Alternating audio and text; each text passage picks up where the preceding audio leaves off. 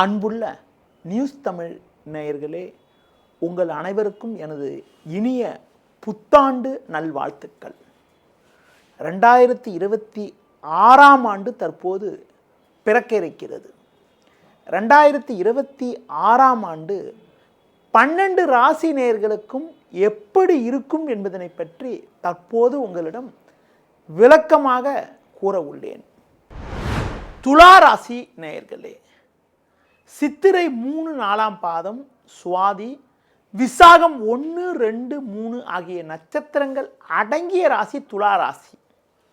துலா ராசியில் பிறந்த உங்களுக்கு 2026ஆம் ஆண்டு எப்படி இருக்கும் என பார்க்கின்ற பொழுது, உங்கள் ராசியாதிபதிக்கு அதிபதியான சுக்கிரனுக்கு நட்பு கிரகமும், உங்கள் ராசிக்கு யோகக்காரகன் என வர்ணிக்கப்படக்கூடிய சனி பகவான், உங்கள் ராசிக்கு ருணரோகஸ்தானம் என வர்ணிக்கப்படக்கூடிய 6ஆம் வீட்டில் சஞ்சரிப்பது ஒரு அற்புதமான அமைப்பாகும். பொதுவாக கேந்திர திரிகோணாதிபதி ஒரு யோகக்காரகன் என்று கூறுவோம். உங்கள் ராசிக்கு 4, 5க்கு அதிபதியான சனி பகவான் 6இல் இந்த ஆண்டு முழுவதும் திருக்கணித சித்தாந்தப்படி சஞ்சரிப்பது ஒரு மிகப்பெரிய ஒரு அற்புதமான அமைப்பாகும்.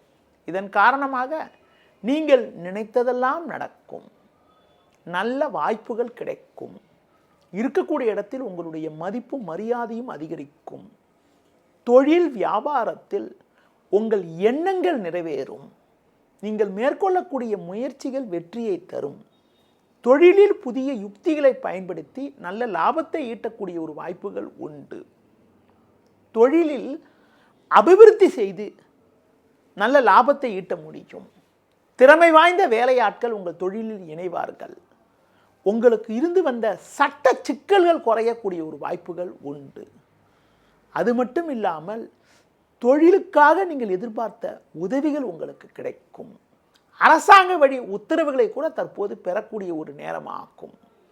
உத்தியோகத்தில் இருப்பவர்களுக்கு பதவி உயர்வுகள் கிடைக்கக்கூடிய ஒரு யோகமானது உங்களுக்கு உண்டு. விரும்பிய இடமாற்றங்கள் கிடைக்கும். படித்த இளைஞர்களுக்கு ஒரு பெரிய நிறுவனத்திலிருந்து புதிய வாய்ப்புகள் கிடைக்கக்கூடிய ஒரு யோகம் இருக்கிறது. உங்கள் திறமைகளை வெளிக்காட்ட முடியும்.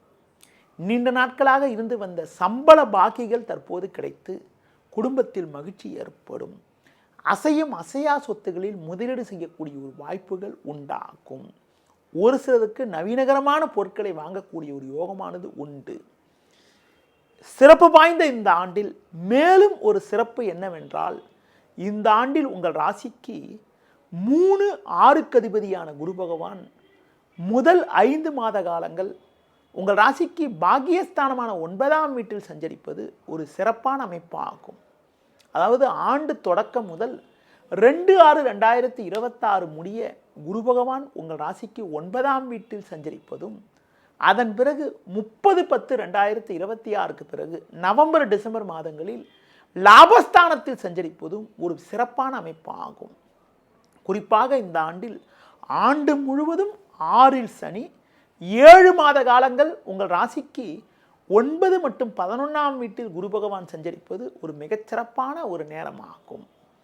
ஆண்டு தொடக்கத்தில் முதல் 5 மாத காலத்திலே உங்களுக்கு குடும்பத்தில் மகிழ்ச்சி தரக்கூடிய ஒரு இனிய நிகழ்வுகள் நடக்கும்.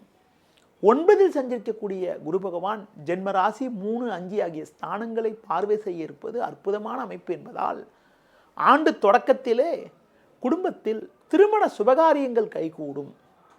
நீண்ட நாட்களாக குழந்தை பாக்கியம் இல்லை என்று ஏங்கியவர்களுக்கு இந்த ஆண்டில் கண்டிப்பாக ஒரு நல்ல செய்தி கிடைக்கக்கூடிய ஒரு வாய்ப்புகள் உண்டு.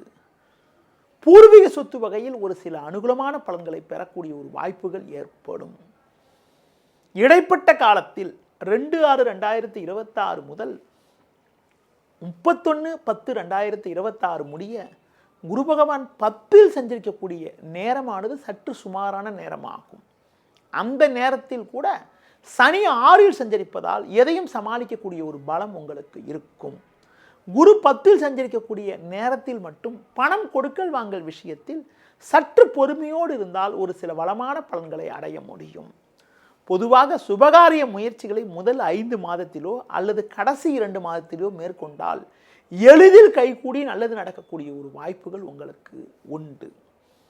அடுத்து குறிப்பாக குடும்பத்தில் மகிழ்ச்சி இருக்கும். நெருங்கியவர்களால் அனுகூலங்கள் அதிகரிக்கும். மறக்க முடியாத இனிய நிகழ்வுகள் நடக்கும். அது மட்டும் இல்லாமல் உடல் ரீதியாக இருந்த பாதிப்புகள் எல்லாம் முழுமையாக விலகி எதிலும் சுறுசுறுப்பாக செயல்படுவீர்கள்.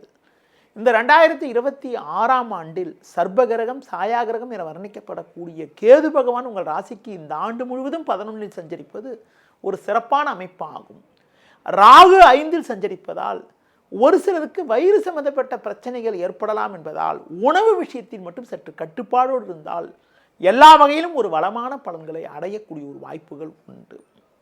இந்த 2026ஆம் ஆண்டில் சனியின் சாதகமான சஞ்சாரத்தால் இந்த ஆண்டு முழுவதும் உங்களுக்கு ஒரு மிகப்பெரிய ஒரு வளர்ச்சியும் பல்வேறு வகையில் முன்னேற்றங்களும் அடையக்கூடிய ஒரு ஆண்டாக இந்த ஆண்டு இருக்கும். 2026ஆம் ஆண்டில் நல்ல பலன்களை நீங்கள் பெறுவதற்கு அம்மன் வழிபாடு, துர்க்கை வழிபாடு மேற்கொள்வது, உக்ர தெய்வங்களை வழிபாடு மேற்கொள்வதன் மூலமாக ஏற்றமிகுந்த பலன்களை நீங்கள் கண்டிப்பாக அடைய முடியும். நேயர்களே, இதுவரை 2026ஆம் ஆண்டுக்கான புத்தாண்டு பலன்களை உங்களிடம் கூறினேன். நன்றி, வணக்கம்.